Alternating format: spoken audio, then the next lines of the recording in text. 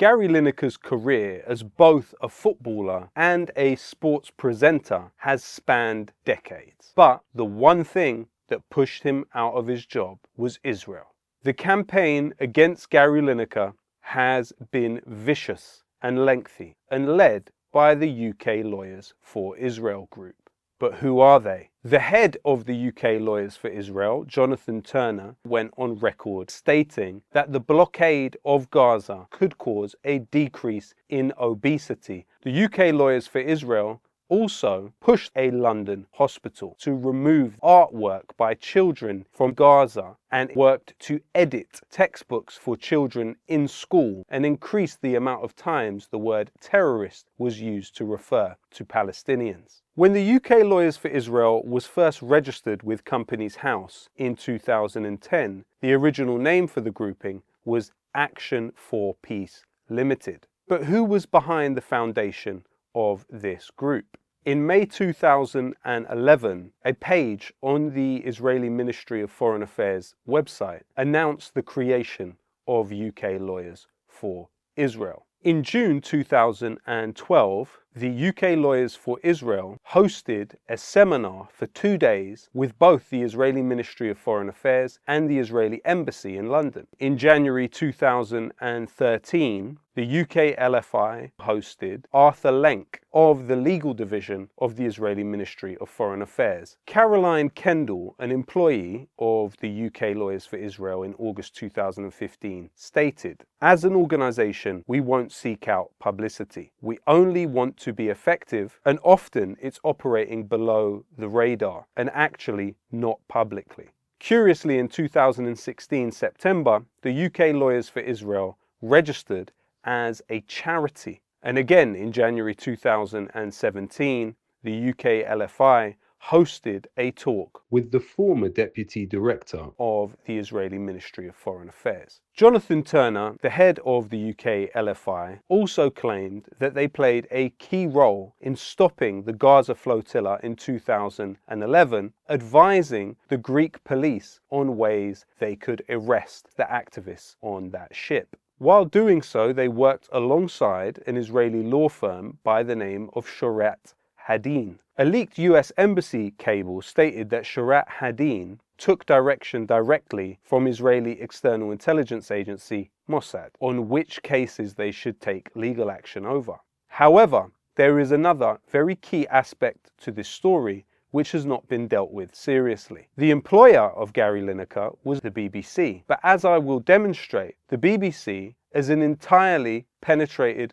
organisation. Meet Robbie Gibb. According to the BBC, Robbie Gibb is responsible for upholding and protecting the independence of the BBC by acting in the public interest and exercising independent judgment. Let's not forget that Robbie Gibb was the head of communications for British Prime Minister Theresa May. After that, he went on to head a consortium that took ownership of the Jewish Chronicle, but has not told journalists where the money came from for the procuring of the Jewish Chronicle. This consortium also featured John Woodcock, formerly the head of Labour Friends of Israel, and Jonathan Sakadotti, formerly head of the UK Zionist Federation. And until August of last year, Robbie Gibb was registered as the sole director and owner of the Jewish Chronicle. The Jewish Chronicle has been found to publish fake news, seemingly at the behest of the Israeli Prime Minister's office. But the connections between the BBC and Israel really do not stop there. Who is the man behind the headlines that you so often see from the BBC, where the passive voice is used to describe Palestinians killed by the Israeli army? That man is none other than BBC online editor Rafi Berg. Rafi Berg not only published a book in collaboration with Israeli intelligence agents about their operations, he then went on to take a picture of himself with Israeli ambassador Mark Regev and frame it on his wall. Once his book was published, Benjamin Netanyahu openly and publicly praised it. And Rafi Berg took the letter he was sent by Netanyahu and framed it on his wall also. In fact, he was so enthusiastic about this support from Netanyahu that he tweeted Netanyahu's son telling him of his father's support for the book. This is clearly a partisan actor. How is it conceivable that he could be the online editor for the BBC on the issue of Gaza? The BBC stands for the British Broadcasting Corporation, but it's clear that they are doing a lot of work to support Israel during this genocide. Denying access to food is collective punishment, and that we should all be clear in saying that. Israel will argue, obviously, that it has a right to defend itself. And we are continuing that process until we end the starvation. And of course, you will know that Israel says its policy is not one of starvation. This is a genocide happening in front of our eyes. We have, that word is, as you know, incredibly emotive, and the Israelis, as you know, will be saying that they are targeting Hamas only. Preservation of life is the #1 priority, and after 15 months of genocidal assault. I don't want to go down the avenue around genocide. The Labour Party, of all political parties, which has always had a strong peace contingent within it, is now actually supporting genocide. OK, if we could maybe just avoid that language, if that's OK. All this talk of impartiality, where was that when the BBC hired Eli Ovitz? Eli Ovitz claimed to be working as a spokesman for the Israeli military at the same time as being a producer for the BBC. And BBC editor Mark Berg went from working for the BBC, editing key programs, to then becoming the director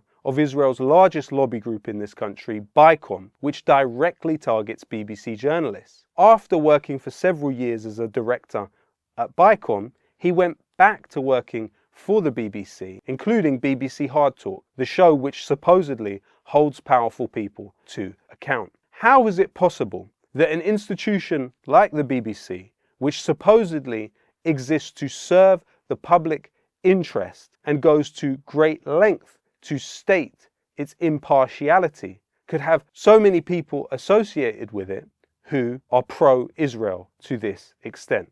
The BBC has pushed out one of their most popular stars of all time in order to satisfy the Israel lobby, while at the same time censoring a documentary about Gaza's healthcare system. Where is the right-wing media, which supposedly supports free speech and is against cancel culture?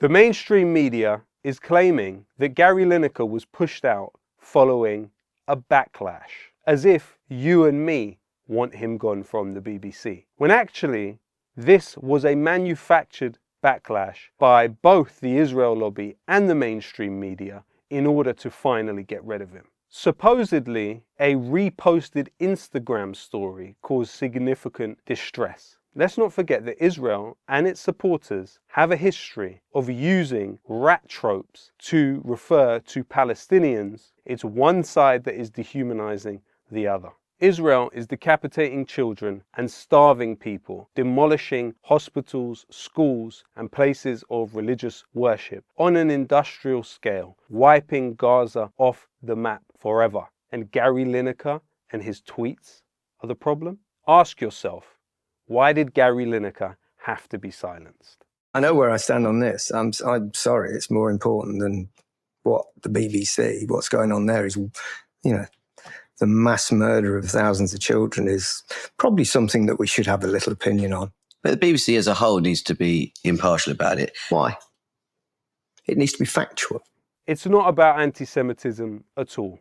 It's about taking down a popular mainstream figure for the crime of opposing the killing of children on an industrial scale. The tide is turning, and as the hand of history moves, the more desperate those who are on the wrong side of it will become. Every time one person is shut down, you reveal more to the world your desperation to stifle the truth. And many more will rise in his place, because the tide is turning and history is not on your side.